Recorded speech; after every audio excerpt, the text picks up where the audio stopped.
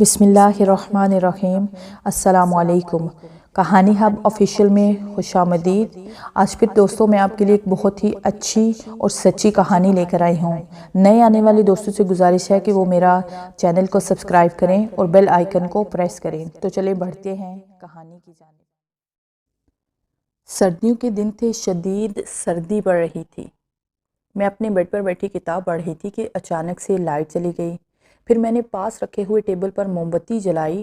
مجھے ایسا محسوس ہوا کہ جیسا کہ کھڑکی پر کوئی مجھے دیکھ رہا ہے۔ جب میں نے اٹھ کر دیکھا وہاں کوئی نہیں تھا۔ میں نے اپنا وہم سمجھا اور کھڑکی بند کر کے اپنے بیڈ پر آ گئی اور سو گئی۔ ایک ہلکی سی آہٹ پر میں اٹھ بیٹھی۔ مجھے ایسا محسوس ہوا جیسے میرے پاؤں پر کوئی چیز رینگ رہی ہے۔ میں نے موم بتی جلائی لیکن وہاں کچھ نہیں تھا۔ پھر سے میں نے اسے اپنا وہم سمجھا، دوبارہ سونے کی کوشش کرنے لگی لیکن مجھے نیند نہیں آ رہی تھی۔ انہی سوچوں میں گم تھی کہ یہ میرا وہم نہیں ہو سکتا، کچھ تو تھا۔ پھر نہ جانے رات کے کون سے پہر میری آنکھ لگ گئی۔ دروازے پر دستک ہوئی، عروج بیٹی اٹھ جاؤ، صبح ہو گئی ہے۔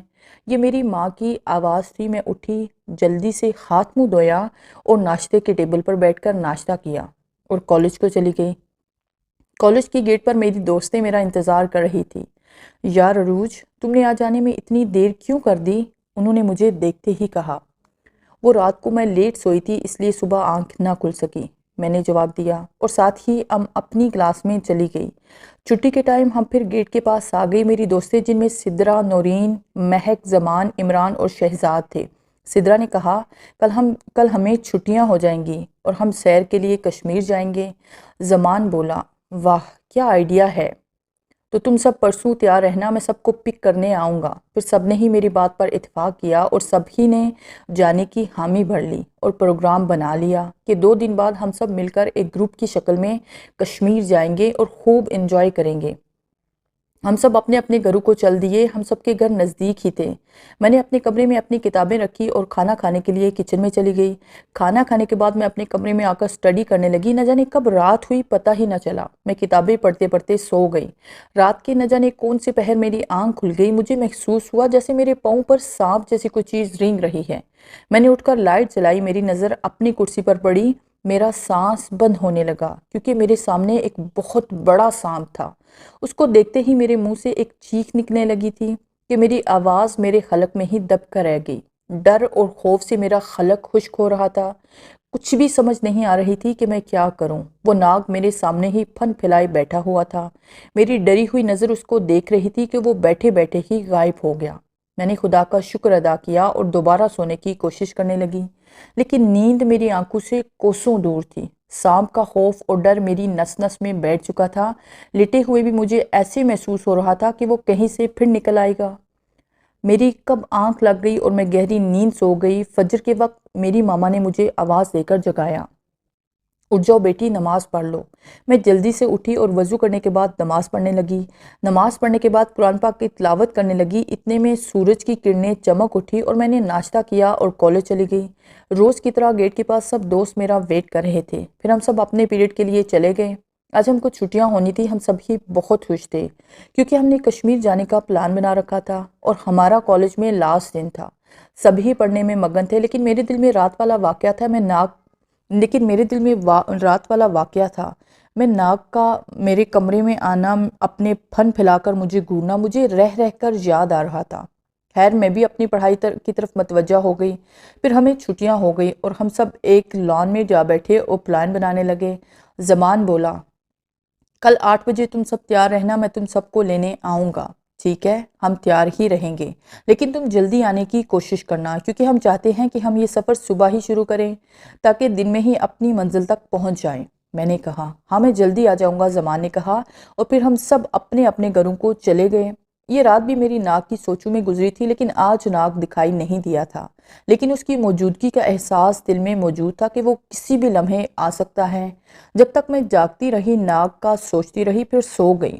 دوسرے دن سدرا، نورین، مہک، عمران، شہزاد 8 بجے سے پہلے ہی میرے گھر میں تیار ہو کر آ گئے۔ میں بھی تیار ہو چکی تھی، ہلکا سا میک اپ کیا ہوا تھا۔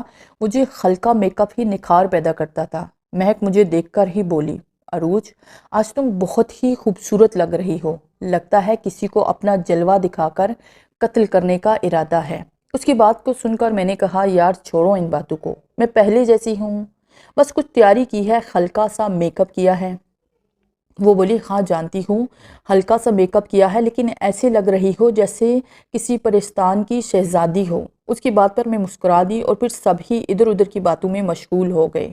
کسی کے گھر والوں نے ہمیں جانے سے نہ روکا تھا، بس یہی کہا تھا کہ اپنا دھیان رکھنا، ہر کام میں احتیاط کرنا، بس کچھ سمجھا کر ہمیں اجازت دے دی تھی۔ باہر زمان کی گاڑی کے ہارن چیخ رہے تھے، وہ بھی آ چکا تھا۔ آ گیا ہے زمان، چلو نکلو اب، مہک نے کہا۔ ہاں چلو، میں نے کہا اور اپنا سامان پکڑ لیا۔ ماما نے ہمیں دعاؤں کے ساتھ رخصت کیا۔ ہم سب گاڑی میں آ بیٹھے تو سدرا بولی زمان تم نے آنے میں بہت دیر کر دی ہے، ہم کب سے عروج کے ہاں بیٹھے ہوئے تھے۔ ہاں جانتا ہوں کہ میں لیٹ ہو گیا تھا، اس کی وجہ گاڑی کو چیک کرانا تھا کیونکہ ہم ایک لمبے سفر پر جا رہے ہیں۔ میں نہیں چاہتا ہوں کہ راستے میں گاڑی کی وجہ سے کوئی مسئلہ بن جائے۔ چلو اب جلدی سے بیٹھ گاڑی میں چلتے ہیں۔ زمان نے جو کچھ اس نے کیا بتاتے ہوئے کہا۔ ہم گاڑی میں بیٹھ گئے اور ہمارا سفر کشمیر کی طرف شروع ہو گیا۔ راستے میں ہم نے بہت ہنسی مذاق کیے۔ گاڑی کے شیشے میں زمان سدرا کو بار بار دیکھ رہا تھا۔ وہ سدرا سے بہت ہی پیار کرتا تھا اور سدرا بھی، جبکہ مہک شہزاد کو اور نورین عمران کو۔ عمران میرا منہ بھولا بائی بنا ہوا تھا۔ سدرا اور مہک آپس میں کزنیں تھی۔ باتوں ہی باتوں میں پتہ ہی نہ چلا کہ کب کشمیر کی حسین وادی شروع ہو گئی۔ زمان نے کشمیر کے کسی ہوٹل کے پاس گاڑی روک دی۔ وہاں سے ہم نے پہلے کھانا کھایا اور اس کے بعد اپنے اپنے روم بک کروائے۔ پھر ہم سب اپنے اپنے کمروں میں آ گئے۔ سورج ڈھلنے والا تھا۔ تھکان کی وجہ سے مجھے جلدی نیند آ گئی اور میں سو گئی۔ میں نے خواب میں دیکھا میں کشمیر کے کسی انجانی سی جگہ پر ہوں، کوئی بندہ بشر نہ تھا، بس پرندوں کی چہچہاہٹ ہو رہی تھی۔ میں بس چلتے ہی جا رہی تھی، میرے قدم خود بخود ایک جگہ پر رک گئے۔ ایک سانپ پھن پھیلائے میری طرف آ رہا تھا۔ میں نے ایک چیخ ماری اور بھاگنے کی کوشش کرنے لگی، لیکن میرے قدم من وزنی ہو گئے۔ میں لاکھ کوشش کے باوجود بھی نہ بھاگ سکی۔ جیسے ہی سانپ میرے قریب آیا تو اس کو آگ لگ گئی۔ میں حیران نظروں سے یہ منظر دیکھ رہی تھی کہ ایک خطرناک سانپ کو آگ کیسے لگ گئی۔ میں نے دیکھا تو دور سے ایک لڑکا مجھے اپنی طرف آتا ہوا دکھائی دیا۔ وہ بہت ہی خوبصورت لگ رہا تھا۔ وہ میرے پاس آیا۔ میں اس کی آنکھوں میں کھو سی گئی تھی۔ نہ جانے اس کی آنکھوں میں کیا کشش تھی، نہ چاہتے ہوئے بھی میں اس کی آنکھوں میں ڈوبتی چلی گئی اور وہ بھی مجھ کو دیکھ رہا تھا۔ کچھ دیر بعد بولا خدا نے تمہیں کتنا خوبصورت بنایا ہے۔ اس نے میرا ہاتھ تھامتے ہوئے کہا آؤ میرے ساتھ۔ وہ میرا ہاتھ پکڑے ایک طرف کو جانے لگا۔ میں بس اس کی آنکھوں میں کھوئی ہوئی تھی۔ اس کے ہاتھ پکڑتے ہی میری آنکھ کھل گئی۔ خوف اور ڈر کے مارے سردی میں بھی میرے پسینے چھوٹ گئے۔ وہ انجان سا لڑکا کون تھا اور مجھ کو کہاں لے کر جا رہا تھا؟ اتنے میں دروازے پر دستک ہوئی۔ میں نے اٹھ کر دروازہ کھولا۔ سامنے باہر سدرا کھڑی تھی۔ مجھے ڈرے ہوئے دیکھ کر بولی عروج کیا بات ہے؟ تم بہت ڈری ہوئی لگ رہی ہو۔ جواب میں نے اس کو خواب والی ساری کہانی سنا دی۔ اس نے کہا تمہارا وہم ہے۔ میں نے کہا وہم نہیں ہے، ایسا میرے ساتھ کئی بار ہو چکا ہے۔ وہ بولی یار کچھ نہیں ہوگا، ہم سب ہیں نا تمہارے ساتھ۔ اس نے مجھے کچھ حوصلہ دیا اور میں پہلے سے کافی بہتر ہو گئی تھی۔ میرے چہرے پر چھایا ہوا خوف آہستہ آہستہ ختم ہو گیا تھا۔ پھر ایک ایک کر کے سارے ہی دوست میرے پاس آ گئے۔ عمران بولا چلو سب کہیں گھومنے چلتے ہیں۔ ہاں ٹھیک ہے سب نے کہا اور تیار ہونے لگے، جبکہ میں چپ چاپ بیٹھی رہی۔ عمران بولا عروج تم نہیں چلو گی ہمارے ساتھ؟ میں نے کہا نہیں بھائی میں ٹھیک نہیں ہوں۔ سدرا بولی عروج تم بھی ساتھ چلو گی ورنہ ہم سب بھی نہیں جائیں گے۔ زمان بولا سدرا ٹھیک کہہ رہی ہے، تم نہیں چلو گی تو کوئی بھی نہیں جائے گا۔ پھر میں نہ چاہتے ہوئے بھی تیار ہو گئی۔ ہم کشمیر کی ایک حسین سی وادی کی طرف چل دیے۔ ہر طرف پہاڑ ہی پہاڑ، بہتا ہوا دریا اور ہرے بڑے لہلہاتے ہوئے کھیت، ٹھنڈی ٹھنڈی ہوا چل رہی تھی۔ من کو بہت بلی لگ رہی تھی۔ یہ سب دیکھ کر میرا دل باغ باغ ہو گیا۔ میں بہت ہی خوش تھی۔ مہک بولی واہ کتنی خوبصورت یہ وادی ہے، اس سے پہلے تو میں تو آج تک نہیں دیکھی۔ وہ سب بہت خوش لگ رہے تھے اور ہماری اس خوشی کو نہ جانے کس کی نظر لگ گئی۔ ایک جھاڑی سے ایک سانپ نمودار ہوا۔ میں نے دیکھ کر چیخ ماری۔ سدرا بھی میری طرف بھاگی ہوئی آئی اور بولی عروج کیا ہوا؟ وہ سانپ، ڈر اور خوف کی وجہ سے میرے منہ سے آواز نہیں نکل رہی تھی۔ سدرا نے بھی سانپ کو دیکھ کر ایک چیخ ماری، جیسے سنتے ہی زمان بھی بھاگا ہوا چلا آیا۔ تم دونوں کو کیا ہو گیا ہے؟ وہ آتے ہی بولا زمان وہ سانپ دیکھو، وہ ہماری طرف ہی آ رہا ہے۔ میں نے ڈرتے ہوئے کہا کہاں ہے سانپ؟ اس نے ادھر ادھر دیکھتے ہوئے کہا وہ دیکھو سامنے جھاڑی کے پاس۔ اتنے میں سب ہی اکٹھے ہو گئے تھے۔ سام کو سب نے دیکھ لیا تھا۔ سدرا سوچوں میں گم تھی، وہ نہ رہ سکی اور مجھ سے بولی، عروج تم سے سچ کہا تھا نا، اور جو سام کے بارے میں بتایا تھا سچ ہی بتایا تھا۔ اتنے میں وہ سام ہمارے بہت ہی قریب آ گیا تھا اور اس نے اچانک شہزاد پر حملہ کر دیا۔ شہزاد چیختے ہوئے بھاگا، بچاؤ زمان، عمران، یار کچھ کرو پلیز، بچاؤ۔ ہماری سمجھ میں کچھ نہیں آ رہا تھا۔ نورین کی نظر دور پڑے ہوئے ایک ڈنڈے پر پڑی۔ جتنی دیر میں وہ ڈنڈا لانے گئی، سانپ نے شہزاد کو اپنا شکار بنا لیا تھا۔ شہزاد تڑپنے لگا اور زمین پر گر گیا۔ نورین نے ڈنڈا زمان کو دیا، زمان نے ڈنڈے سے سانپ کو مار دیا اور ہم سب شہزاد کی طرف بڑھے۔ شہزاد اپنی آخری سانسیں لے رہا تھا۔ مہک رو رہی تھی، شہزاد تم مجھ کو چھوڑ کر نہیں جا سکتے، میں تمہیں مرنے نہیں دوں گی، پلیز شہزاد اٹھو، اٹھو شہزاد۔ اس کے منہ سے جھاگ نکلنے لگی۔ شہزاد مر چکا تھا، ہم سب کا رو رو کر برا حال تھا، مہک تو پاگل ہی ہو چکی تھی۔ ہم نے مل کر شہزاد کی لاش کو اٹھایا اور قریبی قبرستان میں دفن کر دیا۔ ہمارے علاوہ شہزاد کا اس دنیا میں کوئی نہیں تھا جسے ہم بتا سکتے، اس لیے ہم نے خود ہی اسے دفنا دیا۔ پھر ہم سب ہوٹل میں آ گئے۔ مہک ابھی بھی روئے جا رہی تھی۔ میں نے مہک کو حوصلہ دیا اور اپنے کمرے میں لے گئی۔ سبھی میرے کمرے میں موجود تھے۔ عمران بولا، یہ سب کیسے ہو گیا؟ ہماری خوشیوں کو کس کی نظر لگ گئی ہے؟ صبح ہوتے ہی ہم یہاں سے چلے جائیں گے، تم سب اپنی اپنی پیکنگ کر لینا۔ پھر سب اپنے اپنے کمروں میں چلے گئے۔ مہک کا من نہیں لگ رہا تھا، وہ سوچوں میں گم تھی۔ ایک سرسراہٹ پر اس نے اپنی سامنے والی کھڑکی پر دیکھا، وہاں بہت بڑا سیاہ رنگ کا ناگ تھا۔ مارے خوف کے اس کی آواز دب کر رہ گئی۔ سانپ آہستہ آہستہ رینگتا ہوا اس کے بیڈ پر آ گیا جہاں وہ بیٹھی تھی۔ اس نے اپنے آپ کو بچانے کی بہت کوشش کی لیکن وہ اپنی جگہ سے ہل بھی نہ سکی، جیسا کہ اس کو کسی نے روک رکھا تھا۔ پھر سانپ نے اس کو بھی اپنا شکار بنایا، وہ بھی اس دنیا سے چل بسی۔ صبح ہوتے ہی سدرا، زمان، عمران اور نورین میرے پاس آ گئے۔ میں نے پوچھا، مہک نہیں آئی؟ نورین بولی، ہم نے سوچا تھا کہ وہ تمہارے پاس ہوگی، ہو سکتا ہے وہ اپنے کمرے میں ہو۔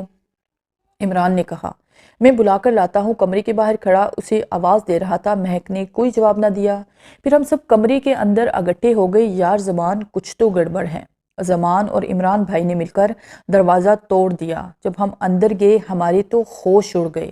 سامنے مہک کی لاش پڑی تھی۔ میں لاش کے پاس جا کر پھوٹ پھوٹ کر رونے لگی۔ مہک، تم کو کیا ہو گیا ہے؟ تم ہمیں چھوڑ کر نہیں جا سکتی۔ ہم سب ہی رو رہے تھے۔ آج ہمارا دوسرا دوست بھی چھوڑ کر چلا گیا ہے۔ پھر ہم نے مہک کے گھر والوں کو فون کر کے بتا دیا، ان کے گھر میں بھی قیامت برپا تھی۔ پھر اس کو بھی کفن دے کر دفنا دیا۔ ہم قبرستان سے ہوٹل واپس آ گئے۔ کچھ دن گزرنے کے بعد میرے باقی کے دوستوں کو بھی سانپ نے ایک ایک کر کے موت کے گھاٹ اتار دیا۔ صرف سدرا اور میں بچ گئی۔ ایک دن میں اور سدرا اپنے دوستوں کی قبروں پر گئی۔ اچانک سے تیز آندھی آ گئی۔ ہم نے سوچا اب کیا کریں؟ اچانک سے موسم بھی خراب ہو گیا۔ ہم واپس کیسے جائیں گے؟ ہوٹل تو بہت دور ہے۔ پھر ہم دونوں نے ایک انجان سے رستے پر چلنا شروع کر دیا۔ چلتے چلتے ہمارے قدم خود بخود رک گئے۔ دور سے ایک لڑکا آتا ہوا دکھائی دیا۔ جب وہ قریب آیا میرے اوپر تو خیرت کے پہاڑ ٹوٹ پڑے۔ میں نے سدرا سے کہا، یہ وہی لڑکا ہے جو میرے خواب میں آیا تھا، پر یہ کیسے ہو سکتا ہے؟ وہ تو ایک خواب تھا، خواب سچ کیسے ہو سکتا ہے؟ میرے ذہن میں کئی سوال تھے۔ وہ ہمارے قریب آ کر رک گیا۔ میں تو اس کی آنکھوں میں کھو گئی۔ نہ جانے کیا کشش تھی اس کی آنکھوں میں اس کی آنکھوں کی گہرائی میں ڈوبتی چلی گئی۔ سدرا بھی پریشان تھی۔ وہ لڑکا بولا، تم کہاں کھو گئی ہو عروج؟ تمہیں میرا نام کیسے پتا؟ تم کیسے جانتے ہو کہ میرا نام عروج ہے؟ تم کون ہو؟ اس کے منہ سے اپنا نام سن کر میں حیرت میں ڈوب گئی۔ میرا نام آفتاب ہے اور میں یہیں ایک حویلی میں رہتا ہوں۔ پر تم میرا نام کیسے جانتے ہو؟ میں نے اپنی بات پر زور دیتے ہوئے کہا، میں آپ کے بارے میں سب کچھ جانتا ہوں۔ یہ آپ کی دوست سدرا ہی ہے نا؟ سدرا تو بت بنے اس کو دیکھے جا رہی تھی۔ آپ کے اور بھی دوست تھے جن کو سانپو نے ڈھس لیا۔ یہ سانپو کا علاقہ ہے، یہاں سانپو ناگوں کا راج ہے۔ مجھے تم دونوں کی فکر ہونے لگی تو یہاں چلا آیا۔ ہاں یہ تو ٹھیک ہے، پر تم ہمارے بارے میں یہ سب کیسے جانتے ہو؟ میں نے پھر سے پوچھا۔ تو میرے ساتھ چلو، میں سب کچھ بتاتا ہوں۔ اس نے کہا تو ہم نہ چاہتے ہوئے بھی اس کے ساتھ چل پڑی۔ وہ ہمیں ایک خوبصورت سی حویلی میں لے گیا اور ہم کو ایک کمرے میں بٹھا دیا اور کہا، تم دونوں یہاں بیٹھو، میں تمہارے لیے کچھ کھانے کو لاتا ہوں۔ سدرا نے کہا، عروج، اتنی بڑی حویلی میں یہ آفتاب اکیلی ہی رہتا ہے، اس کا کوئی تو ہوگا۔ ہم کمرے میں جائزہ لینے لگی، پر دیوار پر بڑی بڑی تصویریں تھیں۔ ہم تو دیکھ کر حیران رہ گئے۔ وہ تصویریں سانپوں اور ناگوں کی تھی۔ ہمارے تو خوف کے مارے پسینے چھوٹ گئے۔ اتنے میں آفتاب کھانا لے کر آ گیا، ہم کو ایسے پسینے میں شرابور دیکھ کر بولا، تم اتنی گھبرائی ہوئی کیوں ہو؟ میں نے کہا یہ تصویریں۔ وہ میری اس بات پر اداس سا ہو گیا۔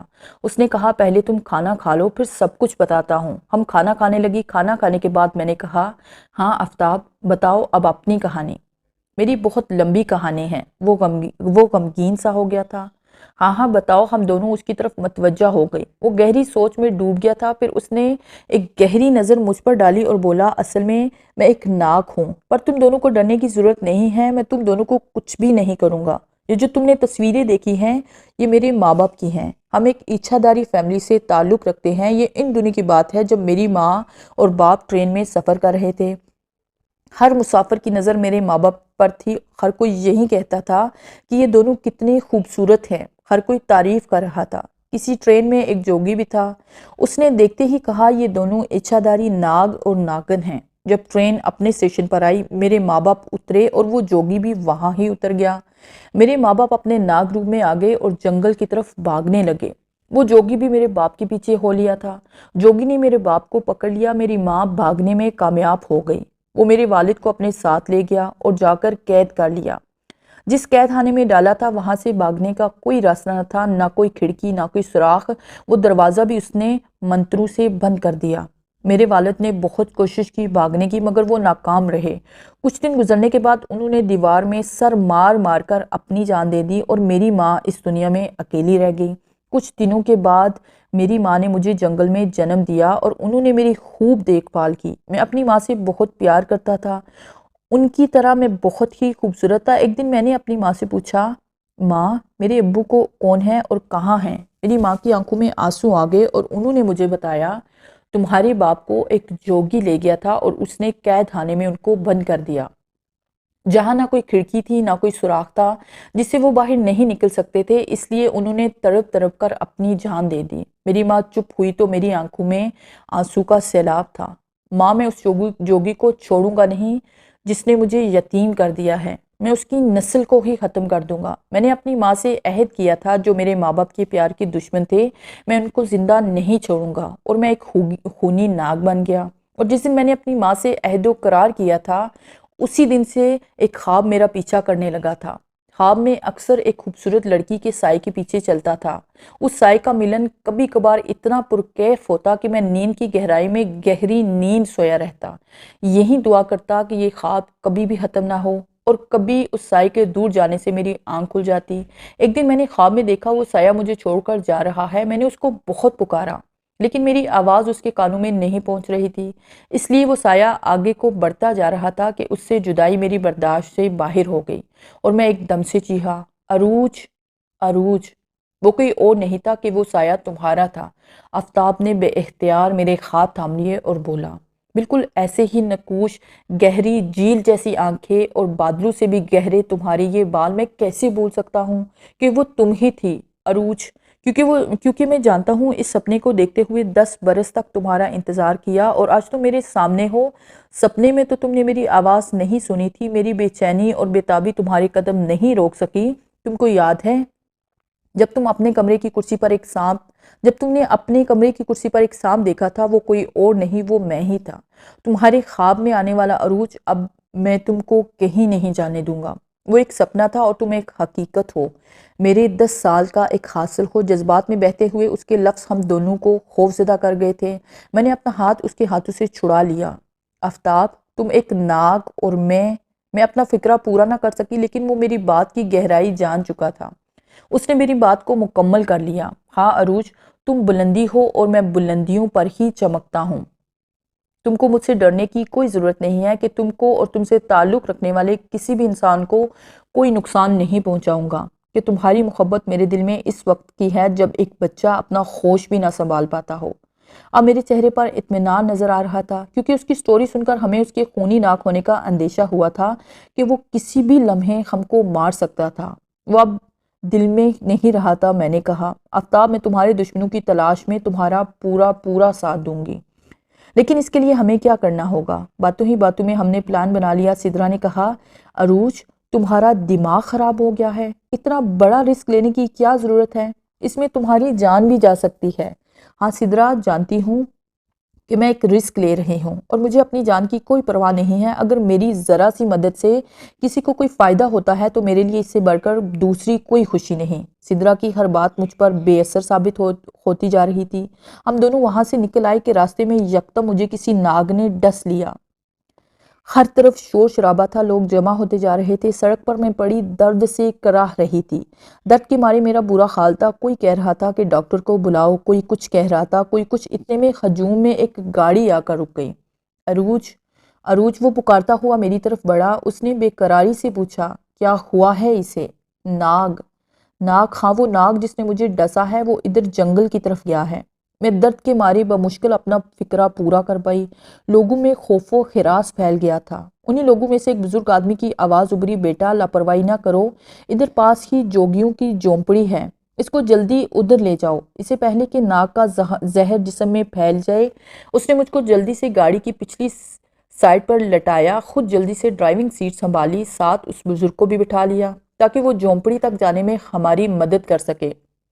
جب جھونپڑیوں میں پہنچے تو بڑے بڑے 3 جوگی آگے آئے۔ ان میں سے ایک جوگی بولا جو دیکھنے میں کچھ سیانہ لگ رہا تھا، اس وقت جس ناگ نے اس کو ڈسا ہے اس کو ڈھونڈنا ذرا مشکل ہے، لیکن اس نے جس جگہ پر ڈسا ہے ہم ادھر دوائی لگا دیتے ہیں تاکہ زہر جسم میں پھیلنے نہ پائے۔ جیسے ہی جوگی نے چٹکی بھر دوائی اس زخم پر لگائی تو میرا درد کم ہو گیا۔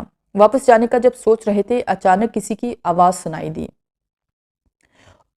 رکو، خوش قسمت ہو تم اور تمہاری۔ آفتاب نے کہا، یہ میری وائف ہے۔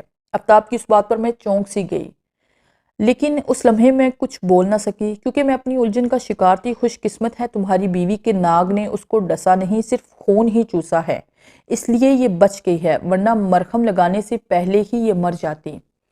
رسمی سی بات چیت کے بعد ہم واپس آ رہے تھے۔ راستے میں میں نے آفتاب سے کہا، جی جناب، ان میں سے کوئی آپ کا دشمن ہے؟ اس نے کہا، ہاں ہے۔ وہ کون ہے؟ میں نے پوچھا۔ جو ہم کو خوش قسمت کہنے والا خود بدقسمت ہے، اس کی زندگی کے دن تھوڑے رہ گئے ہیں، وہ میری ماں اور باپ کو جدا کرنے والا صرف کچھ ہی گھنٹوں کا مہمان ہے۔ پھر آفتاب نے ہمیں ہوٹل میں چھوڑا اور خود اپنی ماں کو ملنے گیا۔ جب حویلی پہنچا تو اس کی ماں نہیں تھی، وہ اپنی ماں کو پکار رہا تھا۔ جب ماں کے کمرے میں گیا تو آگے سے ماں کی لاش پڑی تھی۔ وہ ماں سے لپٹ کر رونے لگا، ماں آپ کو کیا ہو گیا ہے؟ کس نے مارا ہے؟ وہ رو رو کر پاگل ہو رہا تھا۔ آج اس کی دنیا اجڑ چکی تھی۔ پھر اس نے اپنی ماں کی آنکھوں میں قاتل کا چہرہ دیکھا۔ وہ قاتل کوئی اور نہیں تھا بلکہ وہی جوگی تھا۔ جوگی کے بچے، میں تمہیں نہیں چھوڑوں گا، تم نے میری ماں کو بھی مار دیا ہے، میں تمہاری نسل ختم کر دوں گا۔ وہ بے اختیار روئے جا رہا تھا۔ اس نے ماں کی لاش کو اٹھایا اور قبرستان کی طرف چل دیا، جہاں پر اس نے اس کو جا کر دفنا دیا۔ پھر وہ اپنے ناگ روپ میں آ کر جھونپڑی میں آ گیا۔ رات کا سما تھا، جوگی اور اس کی بیوی بچے پرسکون نیند سو رہے تھے۔ اس نے ان سب کو ڈس لیا، پھر وہ اور ہی گہری نیند ہمیشہ ہمیشہ کے لیے سو گئے۔ اب وہ میرے پاس آ رہا تھا۔ اس نے اپنا انتقام پورا کر لیا تھا، اپنی ماں کے ساتھ عہد و قرار کو پورا کیا۔ پھر وہ میرے پاس آ گیا اور رو رہا تھا۔ اس کی آنکھوں میں آنسو دیکھ کر میں تڑپ سی گئی اور اس سے پوچھا، کیا ہوا آفتاب، تم کیوں رو رہے ہو؟ میری ماں مجھے چھوڑ کر چلی گئی، اس نے جوگی نے میری ماں کو مار دیا ہے، مجھے بے سہارا کر دیا ہے۔ وہ روتے ہوئے کہانی سنائی جا رہا تھا اور میں اس کی کہانی سنتی جا رہی تھی۔ لیکن تم تو اس کو مارنے گئے تھے؟ میں نے دکھی انداز میں پوچھا۔ ہاں ایسا ہی کرنے گیا تھا، لیکن اس سے پہلے اس نے میری ماں کو مجھ سے جدا کر دیا۔ میں نے اس کو کچھ حوصلہ دیا۔ وہ بولا، عروج، آئی ریکویسٹ یو کہ تم میرے سے شادی کر لو۔ اس کے کہے یہ الفاظ میرے لیے کسی شوق سے کم نہیں تھے۔ میں نے کہا، یہ کیسے ہو سکتا ہے؟ تم ایک ناگ ہو اور میں ایک انسان ہوں، ناگ اور انسان کا ملن نہیں ہو سکتا۔ میں تم سے ہمیشہ پیار کرتی رہوں گی، لیکن میں تم سے شادی نہیں کر سکتی ہوں۔ پلیز تم اپنی دنیا میں واپس لوٹ جاؤ۔ آفتاب کی آنکھوں میں آنسو جاری ہو گئے۔ پھر اس نے میرا چہرہ اپنے ہاتھوں میں تھام لیا اور کہنے لگا، عروج، میں بھی تم سے ہمیشہ پیار کرتا رہوں گا۔ پھر وہ واپس چلا گیا تو میں رو رو کر پاگل ہو چکی تھی۔ آج آفتاب اس دنیا میں اکیلا رہ گیا۔ ہر بار ٹرپ منانے یہاں کشمیر میں آتی تھی، لیکن اب کی بار میں اکیلی واپس نہیں جا رہی، کسی کی خوبصورت یادوں کو اپنے ساتھ لے کر جا رہی ہوں۔ وہ ہمیشہ میرے دل میں رہے گا اور اس کا خیال ہر پر میرے ساتھ ہوگا۔ پھر سدرا اور میں گھر لوٹ گئی۔